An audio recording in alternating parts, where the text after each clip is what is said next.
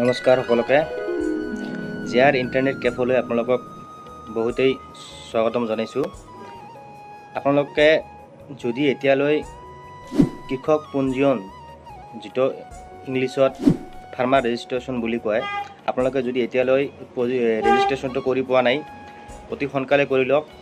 আগতে এইটো নিয়ম আছিল একচুৱেলি যিসকল বেনিফিচিয়াৰীয়ে PM কিষাণৰ লাভালাভ পাইছিল তেওঁলোকৰ কাৰণে অনিবাৰ্য আছিল, কিন্তু এতিয়া অসম চৰকাৰে বা ভাৰত চৰকাৰে এইটো মুকলিকৈ দি দিছে যিসকলৰ নামত নামীয় মাটি আছে তেওঁলোক বা কৃষি মাটি আছে তেওঁলোক সকলোৱে এই ৰেজিষ্ট্ৰেশ্যনটো কৰি ল'ব পাৰে।